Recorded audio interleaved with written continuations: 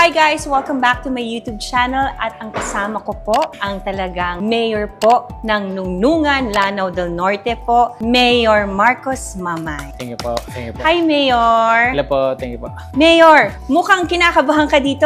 Pero sabi ko nga kanina sa inyo po, huwag kayong kagabahan kasi kung natalo nyo po nga yung dynasty sa probinsya nyo po, yakang-yaka natin tong usapan nito. Mayor, napaka-colorful ng life story nyo po. Nag-umpisa kayo being an ukay-ukay vendor po. Apo, totoo po yan. Ang hirap po, pinagdaanan po natin. Siguro kaya po naging inspiring movie natin. Dahil po yung pinagdaanan po natin since childhood until becoming a public servant. Yung pang life story po natin. 2016 was ang first run nyo po. Yes po. 2016. Mayor agad. Yes po. Hindi po kayo natakot na ang babanggain nyo ay isang prominenteng figure sa probinsya nyo po? Anong nagpursige sa inyo na, ay tatakbo ako? Actually, wala po sa plano natin, no, napasukin natin ang politika. But then siguro nakita ng mga tao kung ano po yung mga nagawa natin. Kasi unang-una po kasi ang daming organization wherein po tayo po ang presidente. Kaya po alam po natin paano patakbuhin ang politika. And you were awarded as most outstanding mayor in Gawad, Parangal? Yes po. Then internationally, 2 beses po. Una sa LA, Los Angeles, California, USA as a most outstanding Filipino in public service. What do you think, Mayor, is it yung project mo na talagang tumatak sa tao kaya ka talagang minahal at hanggang ngayon ay pinagkakatiwalaan ng mga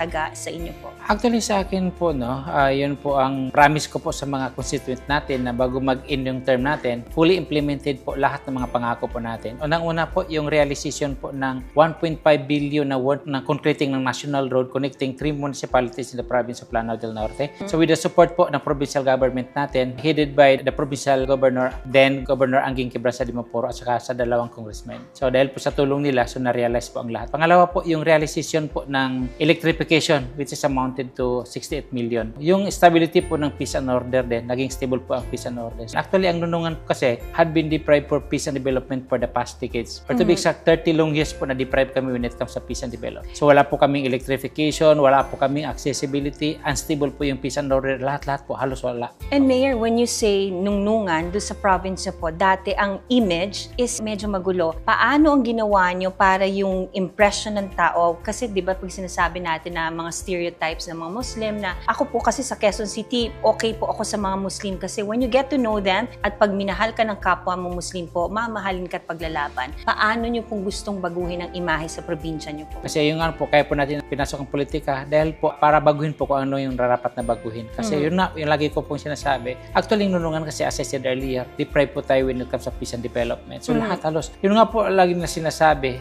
kung gusto mo makita ang impyerno, punta ka na Nunungan, yan ang impyerno sa buong mundo. Before? Yes po, before po. Pero ngayon, nabago po yan. Lahat po, nabago na po lahat. Yun nga po yung promise ko po na natupad na po. Under my research, Mayor, wala kang issues ng corruption, which is so good. Kasi di ba sa gulo ng political structure po natin ngayon, pag sinabi niyo pong Mayor, Congressman, lagi corrupt kayo, you've never been involved in any corruption issues. Opo, sa modesty aside po, no, we are proud to mention na kasali po tayo, na-invite po tayo, usually po, as member po ng Miyos for Good Governance in 4GG po. Kasama po natin yung mga katikang mga politician din, no? Kasama namin si Mayor ng Baguio, Mayor ng Quezon City. Marami po kami. So once mo naman masali ka po doon, ibig sabihin po, maganda po yung governance natin. Tama po. So Mayor, total napaganda nyo na po ang inyong town po. Bakit kayo nag-venture into producing a movie? Yung life story nyo po. Miss Ay, ang lagi po natin sinasabi na hindi po tayo nakapokus sa isang bagay lang. So dapat po maalam po tayo. So dapat ang tinutulungan po natin lahat ng sektor po kung maaari. So after a pandemic po, no, so na-realize po natin na na-deprive po yung mga showbiz industry, movie industry. So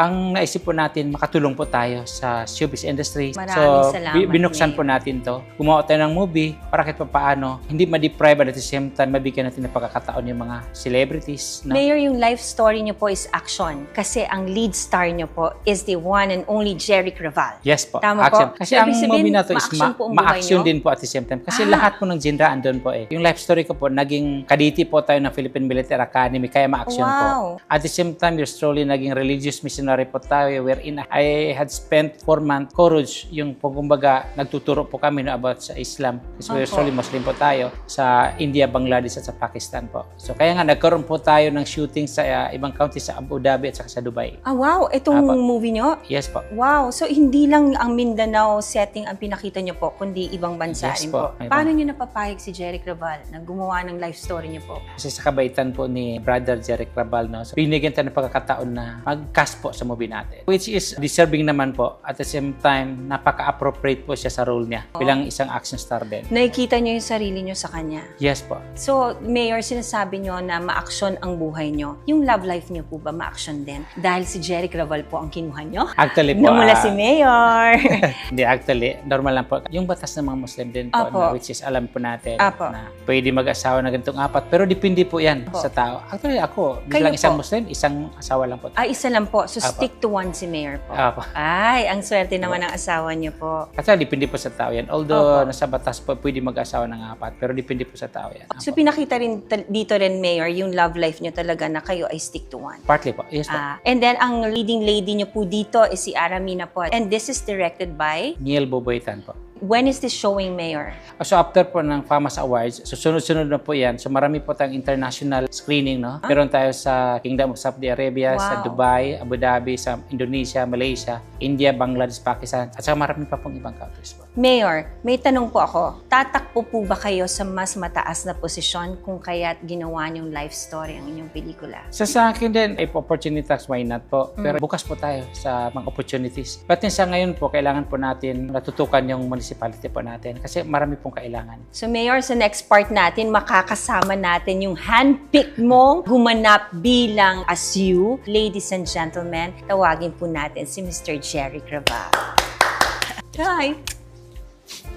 Wow, thank you. O Mayor hindi ko na inano yung love life niyo po O, stick to one. Ito, pwede na i-open. Opo, sa kanya po ako babawi. Ayan po guys! Natutuwa ako na makasama kita finally. Hindi man tayo nagkatuluyan ng marami sa mga projects kasi may mga projects na dapat mapaplay akong leading, hindi natutuloy. Yeah. Nanguna, magandang hapon, gabi, umaga sa lahat ng mga nanonood dito. Salamat, Aiko, at nag-guest mo kami dito ni Mayor. Of course. Nagpapasalamat din ako kay Mayor dahil very supportive yan. Oo nga, kasi ang daming magandang plano ni Mayor dito sa movie nyo. Hindi lang daw dito sa Pilipinas papalabas, kundi abroad daw. Yeah, oo. Follow up ko lang doon sa question mo kanina. No? Madami tayong projects na hindi natuloy eh. Natatandaan ko sa Octo Arts. Yes. Dapat may movie tayo. Oo. Sa Regal. At saka yung serye doon sa isang istasyon. Oo, sa Sandugo. ABS. Sandugo, Yeah, hindi tayo oo. natuloy doon. Nag-press con na ako at lahat. Nag-press con Nag-picture na tayo. tayo lahat doon, hindi ako natuloy. Kampanya kasi noon eh. Correct. Kamusta ka, Jeric? I'm good. Actually, busy tayo ngayon. Tatapos ko lang doon sa serye na mga batang release. Tapos ngayon, galing ako sa shooting ng movie ng Biba. Nagpaalam lang ako dahil sabi ni Mayor, Yes. mag-guest daw dito. Sabi ko kay Aiko, sige, paalam ako, punta tayo dyan. It's good to see you back and so busy kasi talagang when you say Jeric Raval, Mayor, action-packed movie po to and drama, di ba? Bakit namin kailangan panoorin yung movie nyo? Anong kakaiba dito na makikita namin Jeric Raval? Istorya to ng isang tao na talagang galingan talaga sa wala, galingan sa hirap. Hindi siya kwentong kutsero lang, kundi tunay na nangyari na si Mayor talagang galing sa wala. So isang patunay na ang kahirapan ay hindi hadlang tungo sa rurok ng tagumpay. Si Mayor, napakapalad na tao. Oo, Mayor, no, talagang pag napanood ng mga kabataan to, iisipin nila na hindi kasalanan na maging mahirap, lalo na kung ikaw ay magpupursige na mapabuti ang buhay because you're living legacy na galing sa mahirap at look at you, you're now a mayor. Oo nga po. Opo. Sobrang masipag kasi si Mayor. Sa sobrang sipag nito, pag nag-shooting kami, halos siya na rin ang assistant director namin. All in ano, in Totoo one. po yan, Miss Siya Ai. kasi- Kasi tinutukan po natin yan. Una kasi yung sensitivity po ng culture natin na bilang isang Muslim. Although si Direk Buboy, magaling na director Oo. yan. But then may mga eksinaksi doon. Kunwari sa mga Muslim, bawal yung babae sa lalaki na naghawak kamay na Oo, hindi pa tama kasal. po. Opo. So, kailangan po natin na. At pangalawa, yung pagsasamba. Pero kunwari, bawal magsamba na nakasapatos. Ganun. So, kailangan tutukan po natin. Kasi Kailangan. otherwise, baka mabas tayo after. Tama, ng mga- tama. So, I naging agree. assistant director ko. Oo. So, Parang naging kayo hassle yung pa point tayo. of reference Opo. nung talagang actual. Para at least, lalo na ngayon, Jeric, no, na ang social media, pag may nakita lang mali, Diyos ko, kala Oo nila nga po. parang si Spielberg sila. Yeah, oo, kasi ang netizen ngayon ang lagi nilang hinahanap yung mali. Hindi nila hinahanap yung tama. Pero ikaw, Jeric, di ba, syempre ang tagal mo na rin sa industry and then maraming baguhan ng mga action star na nagsisibol ngayon. Anong masasabi mo sa mga action stars ngayon sa dati? Maswerte sila. Hindi na nila kailangan masyadong mag-train dahil yung mga mahihirap na eksena like yung stunts, may double. Oh, kayo wala, no? Kami wala. Kailangan gawin mo. Pag sinabing talon ka dito, pasabit, pag tinanong ka ng director mo, kaya mo bang talunin to? Kailangan talunin mo dahil maraming nanonood na tao eh. Pag nakita nilang may double, sasabihin nila, niloloko lang pala tayo ni Jeric Rabal, di naman siya yung tumatalon eh. Maswerte sila. Kasi diba there was even a time na talagang you were directing your own stunts. Yeah, at saka mga fight scene. Oo, diba? Yan, oh. So ngayon na that you're dito sa movie nyo ni Mayor, nag-contribute ka sa mga fight scenes? Yung mga eksenang fight scene. Pag kasi hindi ako nakialam dyan, mga ganung eksena. Feeling ko hindi ako part ng movie. So pagka may mga ganung fight scene, nakikialam ako. Kasi naalala ko, talaga pag sinasabi ni Jeric Rabal, ikaw talagang gumagawa ng mga stunts mo, tapos talagang yung mga fight routines, ikaw talaga. Oo. And then, mapunta tayo sa love life mo. Kamusta ka na? Pareho lang. Single ba? Single? Oo naman. Ay, hindi. Parang nagdudulas ka? Matagal na ako may asawa, Oo. si Holiday. Siyempre, nung araw kasi, pag binibuild up ka, so kailangan ng image mo, pinuportray mo, at ang binebenta sa tao, yung binata. Kunwari, binata ako. Pero nung nag-artista ako, may asawa na ako. Pero same pa rin. Oo, si Holiday. Di naman Oo. kami naghiwalay. I hope you don't mind me asking kasi di ba na-interview ka dati na isa ka sa mga action stars na maraming naging anak. Yeah, oo. Late na lang ni-reveal yun. Sinong araw, ang dating 3 lang, 4 lang ang anak. Oo. Kaya lang, nung nagsisilaki na yung mga anak ko, saka may social media na, hindi maiwasan na matanong sila sa kanila, sa mga kaibigan nila, bakit pag tinatanong yung tatay mo, 4 lang kayo? Para naman hindi naman sila parang kawawa. So, sinabi ko na Doon ka bumawi. ang anak ko eto, madami. 18. Pero di ba nung sa 18, meron pa bang humabol? Wala na. Wala na siguro. Tama na yun. Hanggang doon na lang. Parang ikaw yata sa Rabal ang extend ng kasi di ba sa industry, Padilla, mga Quezon, mga sila, Manong Dolphy. Yeah. Pero may istorya kasi yan, ba't dumami? Kasi yung unang anak ko, yung pangalawang anak ko, yung pangatlo, puro babae. Babae. So nag-try ka. Nagmamadali ako magkaroon ng anak na lalaki. Ayun, dumami. Yun ba talaga? How do you feel, Jeric, na talagang handpicked ka ni Mayor to play his life story? Isang karangalan sa akin, I'm very flattered na ako yung napili niya. Marami kami mga action star eh. Masaya ako napili niya. Excited din akong gawin yung movie niya dahil hindi ako gumagawa ng true to life story eh. Itong first, Madalang, oo, ito lang. your story must be exciting, Mayor. Yun nga, sinabi po niya na, although first time niya ito na gumanap ng life story, pero nominated na siya ngayon sa FAMAS. Wow! Thank you.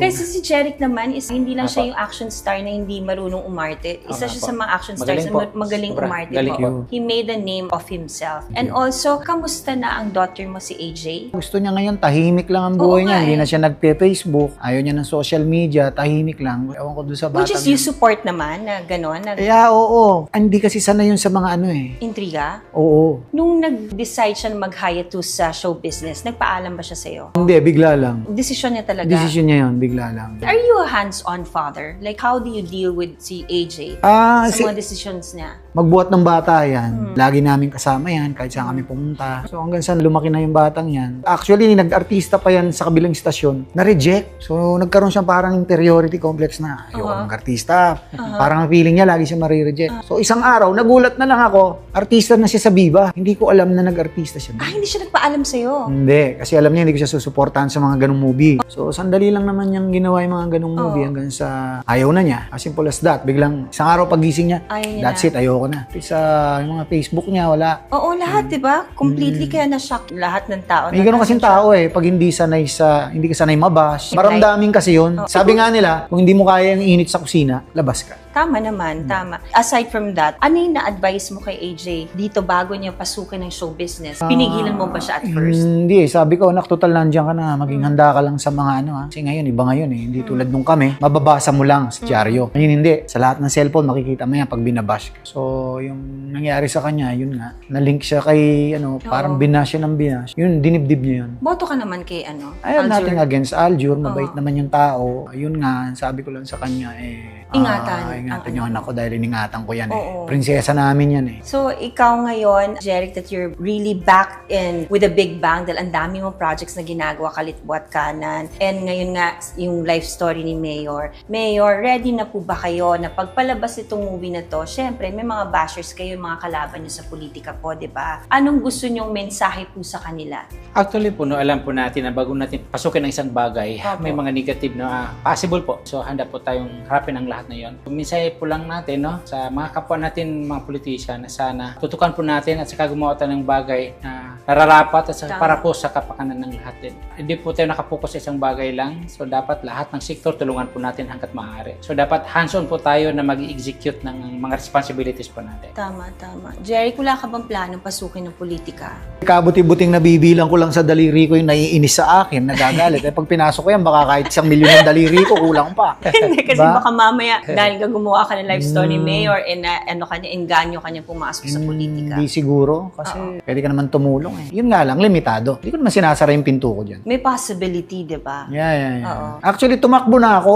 Tumakbo akong board member sa Pampanga nung araw. Pero alam mo, bago ako tumakbo nung araw, nagpahula pa ako. Kanino? Kasi manghula sa amin si Apo Barang. May Apo Barang doon Sabi ko, Apo Barang, hulaan mo nga ako kung ako'y tatakbo bilang board member. Ako ba'y lalabas? Hinawakan yung kamay ko. Oo, lalabas ka. After halalan, lalabas ka. Talaga, lalabas kang kahiya-hiya.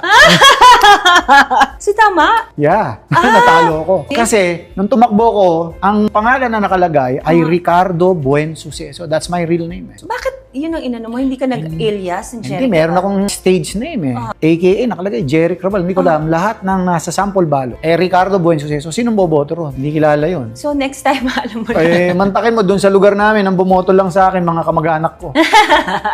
Paano naman ibang makakilala ko dun? Tsaka, ang rinig ko, yung mga ex-girlfriends mo, binoto ka daw. Kasi daw, wala naman silang pangit na masasabi sa'yo. wala. Kasi sweet lover ka daw. Oo. Saka alam mo yung mga yan, wala sila masasabi sa akin, wala akong nakaaway dyan kahit isa. Oo, di ba? Kaya nga at least, di ba? Tsaka magkakaibigan kami ngayon. Yun Kahit ang yung mga ano eh. magulang nung anak ko, magkakaibigan kami. Di ba kasi pag sinabi mo dati na ganyan karami, yung hindi maganda yung relasyon sa mga ina. Pero ikaw, wala kang Mantakin mo, rinig. 18 yan, naitawid ko lahat. Huwag lang yung nandun sa Japan at saka yung nasa US. Kasi ang nagpaaral doon yung magulang nila. Hindi naman naputol ang komunikasyon namin. Until now, kahit yung anak kong Japanese, pag umuwi dito, kasama ko lagi yun, yung si Noriko. Ang cute ng name, Noriko. Noriko. So, Jeric, anong mapapayo mo sa mga bagong sibol ng action stars ngayon? Mahalin nyo lang yung trabaho ninyo. Ang sikreto naman dyan, yung pakikisama sa mga, hindi lang sa mga boss-boss, kundi yung mga katrabaho natin sa set, mula dun sa utility, papunta dun sa taas. Yun ang sikreto dyan. Huwag mo lang pakikisamahan yung mga boss-boss. Kasi ang magtatanggol sa dyan, yung mga yun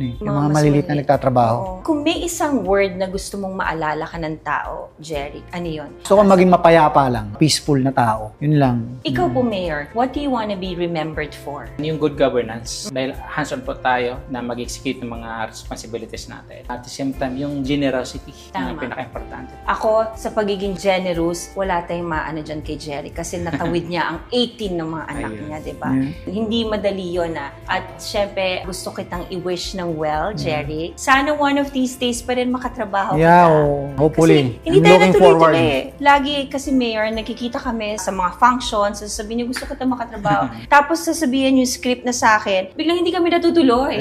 Hindi ko alam kung nilalayo ba ako sa Ni-request pa kita kay Mother Lily I nung araw. know! Sabi nga ni Mother, gusto ka makatrabaho ni Jeric Raval kasi may crush daw sa'yo.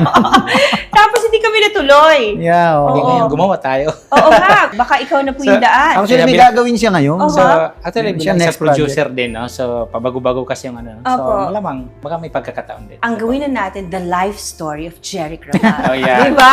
Yan, Ibahin makulay po natin. yan. Tapos Mayor, pagbalik rin naman natin po yun, di ba? Para at least, kasi makulay Yes. po ang buhay ni Jeric. Yes. Isa yan sa may I'm sure puro love story. Jeric, hindi ako nagsabi si Mayor na. Parang MMK yun. Pagka mga series na maraming ano na. Oo, di May ba? part 1, part 2, part 3. Correct. Hindi sakto ang isang libro para sa kakulayan ng buhay ni Mr. Jeric Raval. Pwede niyong invite sila sa movie niyo, Mayor. Then after you, Jeric. Tangkilikin niyo po ang Mamay, A Journey to Greatness, no? Napakagandang movie, napaka-inspiring movie na to. I-inspire po kayo so magkakaroon ng FAMAS Awards. So, 10 nomination po sa lahat ng categories na pasok ng Mamay. So, 3 po yung nagkaroon ng 10 nominations, 3 movies. So, isa po tayo doon. Again, guys, panoorin niyo po, napakagandang movie na to. This is my story since childhood until becoming a public servant. Of course, starring Jerry Craval, An Aramina, under the direction of Niel Bubuitan. of course, the Jerry Craval. Panoorin po natin lang ang life story ni Mayor Mamay. Isang pelikula, salamin ng buhay. Sana po tangkilikin natin. Hindi lang po ang life story ni Mayor Mamay, kundi ang pelikulang Pilipino, tangkilikin po natin. Tama. Maraming salamat po sa inyong Thank you, dalawa thank you. for sharing your story. Jerry, Yeah, thank you. nice to see you again. Nice to- Mayor, Thank you. mabuhay Nice to meet po you. kayo. Thank I you hope po, that thank you you. continue your good governance kasi sa structure ng politika ngayon, Apo. bibihira na lang po ang may good governance at yung nagsisilbi ng tapat at maayos sa kanyang bayan. So I wish to see you in a higher position para mas madami ka pang matulungan. Kayo din po, Miss Ai, no? Alam ko po, konsyal po kayo. So, palit tayo public servant. So, sana po, tuloy-tuloy po ang magandang serbisyo natin para sa mga constituent natin. Maraming salamat po. Yes, Mayor. Sana maimbitahan niyo po ako sa probinsya niyo po Sure para po. makita ko kung gaano kaganda po Yes yung mga po. pinagmamalaki Pag niyo nag-shooting po. tayo. Oo. Yes. We are proud to see din, no? Modestia aside. Ang nunungan kasi, as I said earlier, deprived po tayo when it comes to Opo. education and development. Ngayon po, naging first class po tayo. Wow! Then, for the very first time, seal of good local governance po tayo. Tama. So, which is nakakatuwa naman, no? Na yung napaka-sleeping municipality ngayon ay in a verse of development na. There's nothing impossible Yes. talaga when good governance is being implemented in a Yes. town. From the lowest ranks hanggang first municipality. Talagang congratulations. Hats off to you, Mayor. And Jeric, mabuhay ka. Thank you, thank Sana you. wag nang dagdagan ng 18. I'm old. But you don't look old. Still at his fighting form. Ladies and gentlemen, Mr. Jeric Laval and Mayor Thank you po, Marcos thank you. Maiba. Thank you po.